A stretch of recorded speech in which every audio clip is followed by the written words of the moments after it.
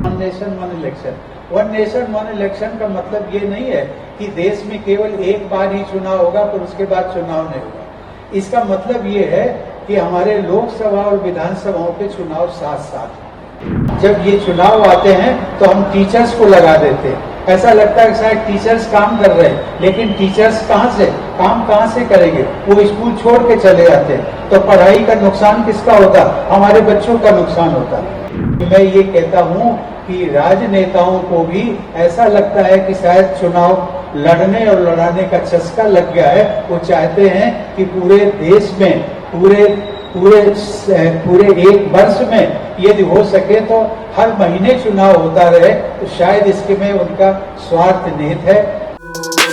भारत के पूर्व राष्ट्रपति और एक राष्ट्र एक चुनाव पर बनी समिति के अध्यक्ष रामनाथ कोविंद ने कार्यक्रम के दौरान जनता को संबोधित करते हुए एक राष्ट्र एक चुनाव को आज की जरूरत बताया है। उन्होंने कहा कि बार बार चुनावों की वजह से चुनाव ड्यूटी में लगे अध्यापक और स्कूल में बच्चों को शिक्षा नहीं दे पाते, जिसकी वजह से बच्चे कक्षा में फेल हो जाते हैं। एक राष्ट्र एक चुनाव इस परेशानी को खत्म करेगा। जहाँ मैं जाता हूँ, अभी मैं आपके बीच में नहीं बोल रहा हूँ, लेकिन बाहर निकलूंगा तो मीडिया वाले इसके बारे में कुछ नहीं पूछेंगे।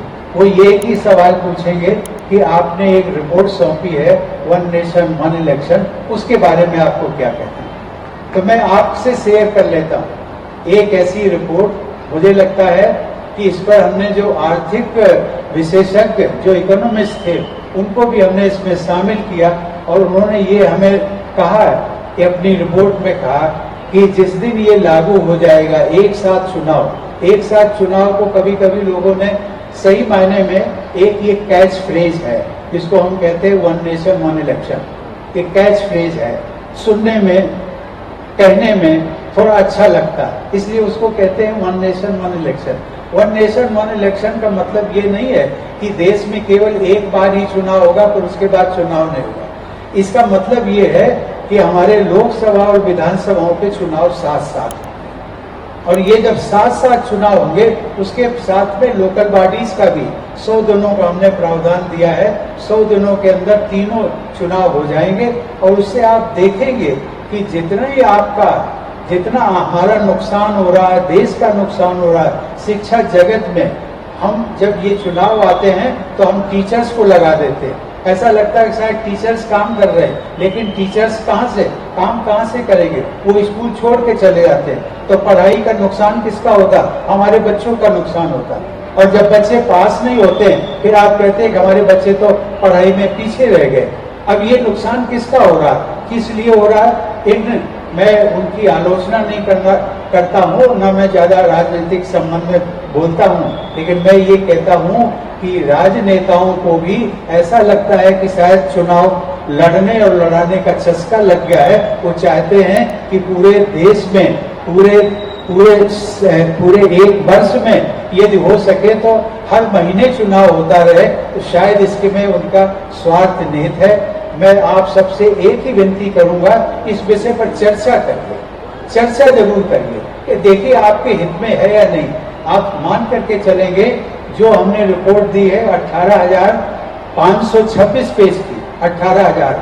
आज तक कोई भी भारत सरकार में इतनी बड़ी रिपोर्ट नहीं आई, और इसमें सबसे बड़ी बात यह है, ऐसा पहले की रिपोर्टों में कभी नहीं आया जिसमें कि हमने भारत के जो सबसे सुप्रीम कोर्ट है उनके हमने चार मुख्य न्यायाधीश जो रिटायर्ड हैं उन सबको हमने आमंत्रित किया। जितने भी हमारे स्टेक होल्डर्स हैं उन सबकी बात को सुनी, और सभी ने ये पॉजिटिवली कहा है कि यदि ये लागू हो जाएगा तो मुझे लगता है कि शायद it should prove to be a game changer for India development. बता दें, केंद्र की नरेंद्र मोदी सरकार लगातार वन नेशन वन इलेक्शन की बात कर रही है। प्रधानमंत्री नरेंद्र मोदी के साथ बीजेपी का पूरा संगठन एनडीए के नेता ने 2029 में देश भर में एक साथ चुनाव कराए जाने की बात को जोर शोर से कहा है। इसका विपक्ष की ओर से जोरदार विरोध फिलहाल किया जा रहा है, लेकिन फिर भी मोदी सरकार इस मामले में लगातार आगे बढ़ रही है। फिलहाल अभी के लिए सिर्फ इतना ही। देश और दुनिया की तमाम खबरों के लिए देखते रहें पंजाब केसरी.com।